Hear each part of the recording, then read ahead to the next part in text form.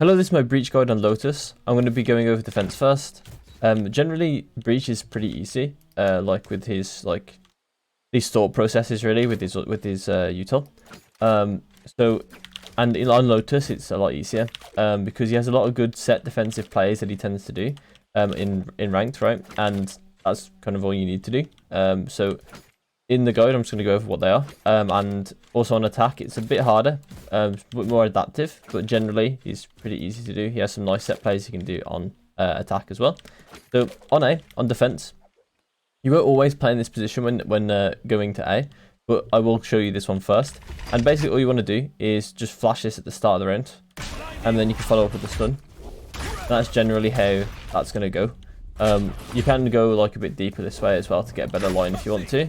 But you can also go over here. That's completely fine too, because that's if you intend to fight, right? And that's basically it for this area. You can do things like aftershock this, or aftershock over here, like this. And other than that, like, there's not really too much else. You can flash deep as well if anyone's trying to push, but generally you won't do that. You can ult as well, completely fine. Usually you might ult from... Actually, no, I think this ult is usually a better one. You can do it if you want to, if that's what you have, but generally you don't have to. You don't really have to commit all that to defending that area. And next we go into like the B connector place, which is where you might find yourself sometimes. You can stun through here and then go defend B if that's how your teammates want to set up. You certainly can't flash through. You can reach some aftershocks through. But it's like not in the best of positions. There's sometimes you won't even catch the Sky docking in that corner. She'll be pushed out. But if it happens that she's not, you can try for like I think when she's in dog, like that in that order. You have to shock first and then stun second, and you might kill her on the when she's controlling the dog. Next we're gonna go over to B. So on B you do have some plays you can make if your teammates want to push. However, generally like pushing B isn't great on Lotus for defense.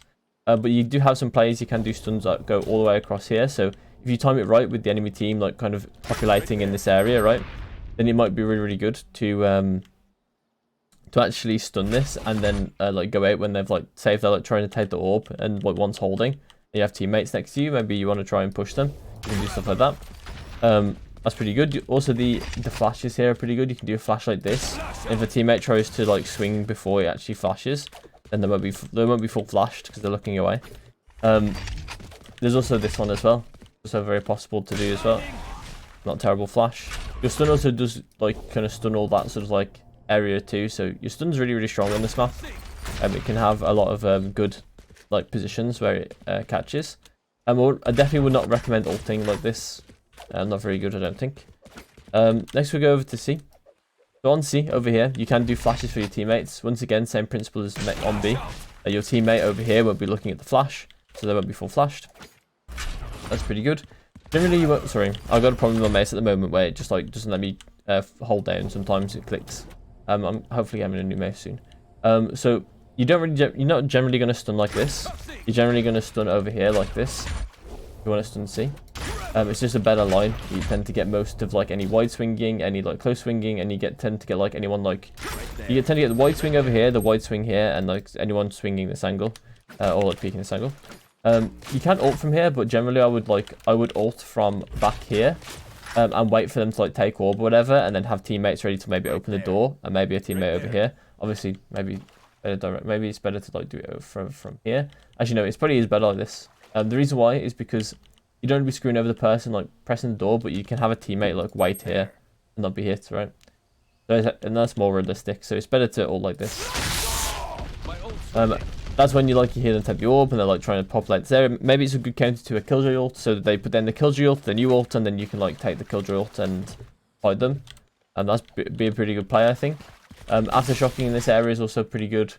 Generally can get like can get players out of angles. Then we're going to go over to like go over the retake. So if we're retaking C from CT, then we can do some nice stuns like this, like close, or we can do some stuns over by bend.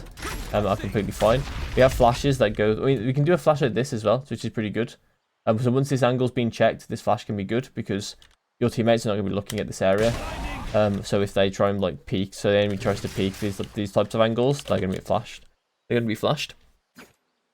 You can ult all of C site as well, like this as well, which is pretty good.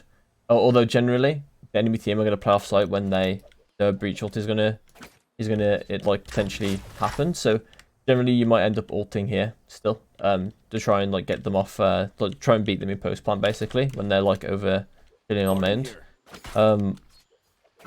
Yeah, that's kind of it. You can use your aftershock to clear out the angles, in like some angles like this or some angles down here. Generally pretty good, decent at doing its job. Next we're going to go to retaking B, and retaking B is kind of difficult.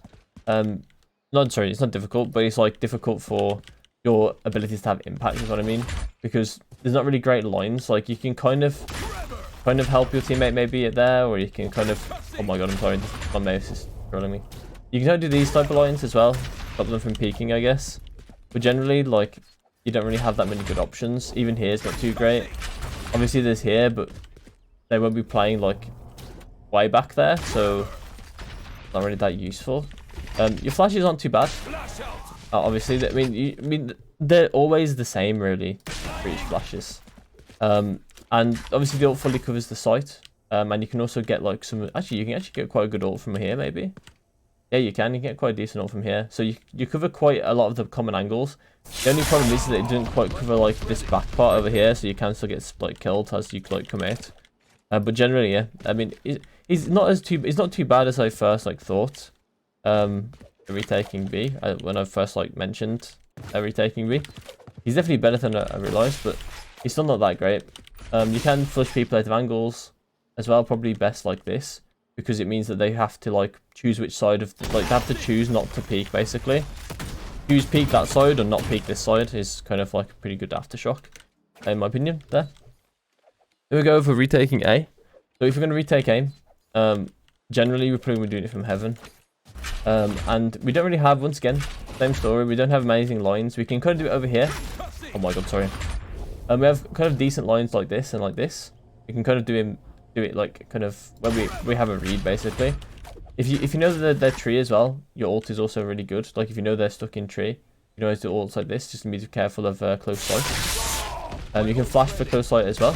Once it's clear as well, you do have like the opportunity to use flashes like this, but generally you're not going to clear that first. Oh, sorry, you're not going to clear that. I mean, what I mean is that the flash might be a bit useless once you've cleared it, is what I mean. You can do flashes on this wall as well, but you can do them from here, so that's pretty good for supporting teammates. If you're dropping down, you can also like aftershock like this as well, and it'll stop the enemy team from sitting on this back wall, which is pretty good. If that is actually like they're like, because they might want to like hold on this back wall like this, because your team wants to like try and push them, and it's like planted kind of for them, so your team will have to actually kind of like fight them first. So it might be nice to have like an aftershock on this back wall.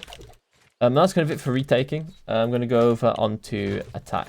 Okay, so on attack, generally you're going to be a bit more adaptive, but there is like some set plays you're going to make. I'm going to go over these set plays now. So when you're going A, you generally are going to do a flash like this. You want to make sure that it goes onto this side of the wall instead of here, because you don't want it to be like this and it'll flash this instead of flashing all of this. You want it to make sure it goes through the wall like that.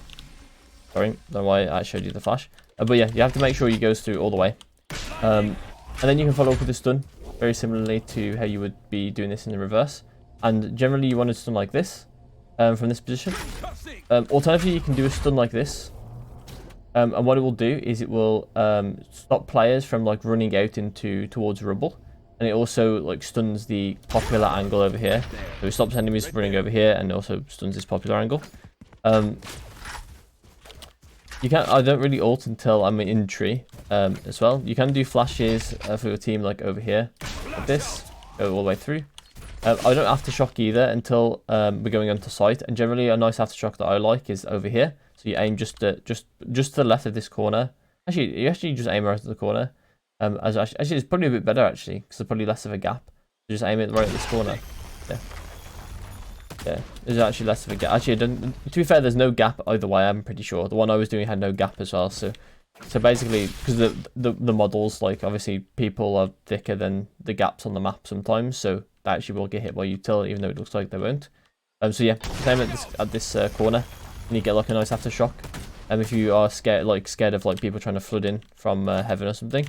And then generally once I mean, you might have tree first, and if you have tree first, then you can do a nice ult like this. Although you can also wait for the retake if you want to as well, to do this type of ult, which is a really good ult. It fully covers all of the site, and it can really delay a lot of time. It's really, really good on retakes, as I mentioned, especially if they don't know where you are. If they like have to tap, if they tap the bomb before they actually check tree, then it's a really, really good ult.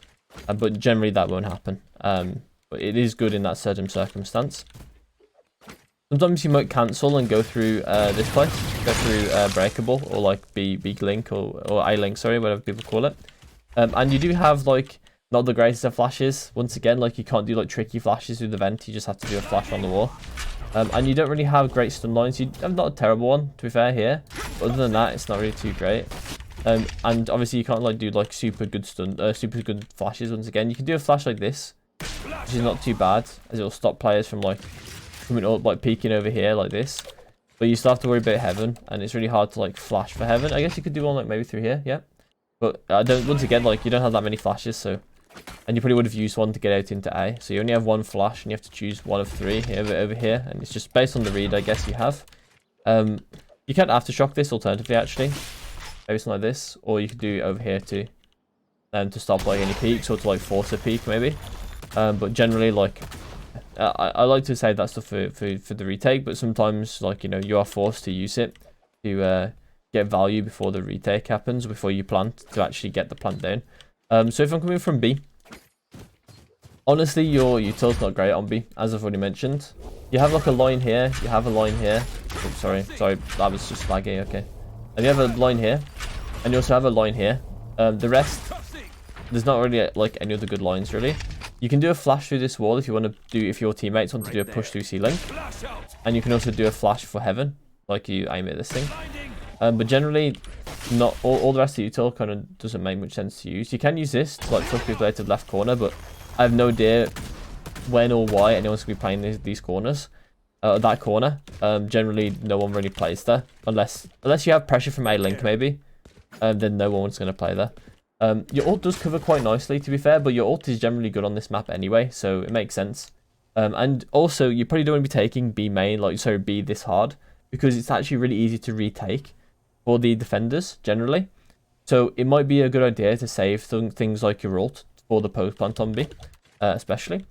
On Lotus in general, saving things for post plant is quite nice, because you can like trap the enemy into good positions with like just their positioning in general, and like breach ult. It's really, really hard for them to dodge the breach ult and retake at the same time. It's really nice to save it for retake. And not always, but it can be nice to have it on the retake. Sometimes you'll just naturally get it in the range. You'll get like a double in the range, and it gives you enough orbs to ult. Could be really good. Next on C, and the final place we'll talk about. Generally, your ult, I actually think this is the worst place for you to ult, but I actually see a lot of breaches ult C for some reason. I actually don't like the breach ult on C, because it requires like a lot more util, and on the other sites it feels like you can basically one ult and it will clear basically everything. But on this site you need to have additional util to clear bend, or I guess you need additional util to clear the rest of site. But I don't really like it for that reason. It's not too bad because not many players do play bend, and honestly, based on like reads throughout the previous rounds, you can basically say they never play bend, so we can just take it with breach ults like singly anyway, because they don't actually play on bend anyway, at least according to our reads, right? So we can just ult this anyway. When it comes to other like stuns and things, you do have some good lines. You can even do like tap stuns like this, which can catch players off guard. There is like a stun line here for water. There's a stun line here for waterfall like this. There's also flashes here for waterfall if you want to take waterfall. There are flashes off this like corner here that you can do that flash all of sight, because it goes off on this part here. It flashes over here. Pretty good. You can do like sneaky like aftershocks like this that will push players out of these positions and also push them back from CT. You can also do the same stun line like that as well. It's also really strong. You can flash off this too. Pretty good. And I think there's also a flash over here somewhere. So you do it like this, and it flashes people coming out on the retake. It flashes on the vine. You can also do stuns like this too. From here, I actually do like this position on breach, especially because you're kind of fighting on site. And even though you do have some nice post plant util, like sometimes you would have used it to get onto site, right? If you would have used this aftershock to get onto site, playing this position in retake isn't too bad, right? You're kind of defending, like, you're like a first layer for the teammates that play main, right? So your killjoy playing main, she's going to be happy that you're playing over here, because you're going to be like a lot of a line of defense, right? And if she's got a teammate with her as well, so she's got someone to trade with, and she's also got like this first layer delaying time, especially if you're able to get 1 or 2 with your util, or just straight up delay them a lot with your util. It's really, really strong. And yeah, once again, retake situations, you can do stuff like this. You can even play it here. Don't get me wrong, and you can like you can aftershock for the bomb and things like that. But you know, generally, like, you are pretty strong at like anti flooding. You're really good at anti flooding on retakes as well, like stopping the enemy team from coming in as well with the retakes as well. You can play over here, do things like this as well to stop the retake in its tracks for a bit. And yeah, generally good on site, to be honest, rather than outside of sight. So I would recommend to, on retakes, play on site, on breach, on C in particular. On B and A, you can kind of get away with not playing on site, especially A with tree. On B, you generally are going to be playing for like the bomb planted here, and you're probably not going to be full buoyed or full bought, because it's not a great site to take on full buys because it's so easy to retake. So generally, yeah, that's it for breach. I hope that was a fine guide. It was kind of like short and sweet, really, to the point. Hopefully, you learned some things about some set plays you can do for breach on Lotus. And yeah, that's it for me. I hope you enjoyed, and I'll see you in my next one.